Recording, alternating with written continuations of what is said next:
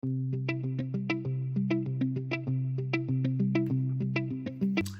I asked you to name people from the book of Exodus, you'd know Moses. I certainly hope, especially this far into the week. We'd probably, you bring up Moses, automatically you think of Pharaoh, right? There's the big showdown, and you probably get Aaron and Miriam, Moses' brother and sister. Joshua makes a couple of little appearances as Moses' assistant, and if you were really paying attention, you got Jethro, Moses' father-in-law, or if you watch lots of NCIS like we did at our house, that name sticks out, right? But how many of us, just off the top of our head, if we hadn't just been reading Exodus, remember the names Bezalel and Oholiab, which I probably guarantee you I didn't say those correctly, right? Bezalel and Oholiab. Anybody? Right? Yet these men play a huge, important role in the book of Exodus. These men are the ones who God calls and asks to build the Ark of the Covenant and the tent of meeting and the tabernacle, all those things that get built, that whole last section of Exodus where God gives very specific instructions on this is how things are supposed to be built and this is what they're made of, and all those things. These are the guys who get to put those instructions into action, who get to actually build and make those things.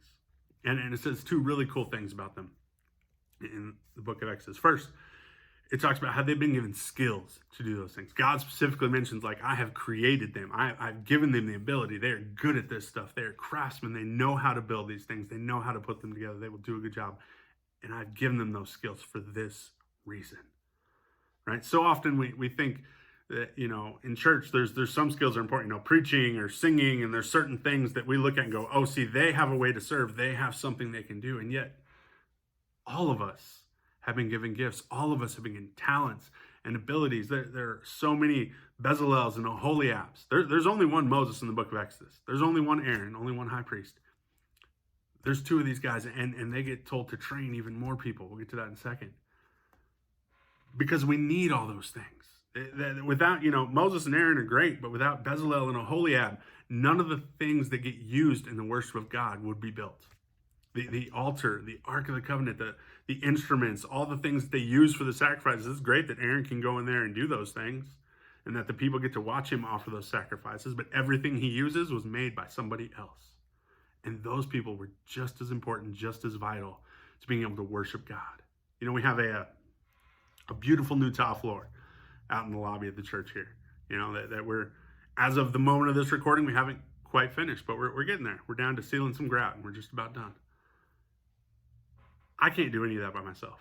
If it were up to me, I was going to say that the only thing I could do is buy the tile. I couldn't even do that, okay? I'd have other people come and look and make sure we got a color that matched some of the existing tile that was going to stay in so we didn't clash, so it looked good together, because I don't do colors. You don't want me picking out the colors. Just ask my wife. I couldn't do any of that stuff by myself.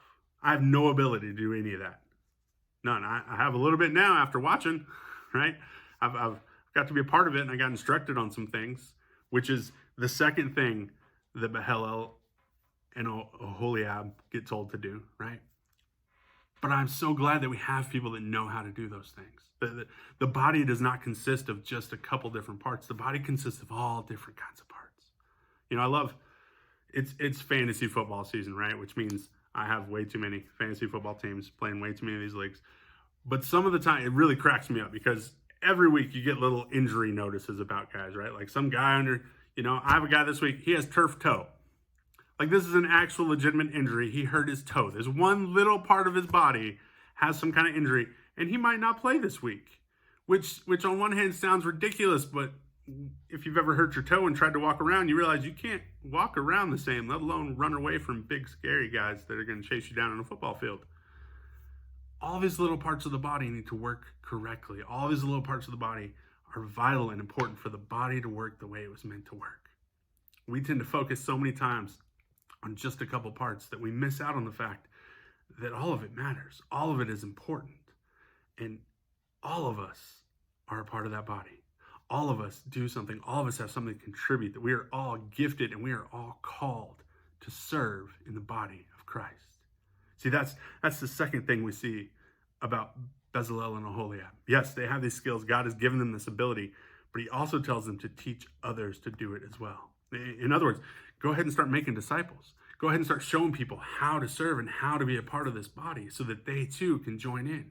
You know, one of the things you consistently hear if people talk about, a great athlete, I mean, like a really great, greatest of all time type of athletes. One of the things that you hear almost universally about people that get into those conversations is not only were they really good, they made people around them better, that they elevated other people to a different level. And that's what God tells these two men to do. Not only are you skilled and you can make these things, and you do this awesome job building the ark and putting together the tabernacle, but bring other people in and train them to do it as well.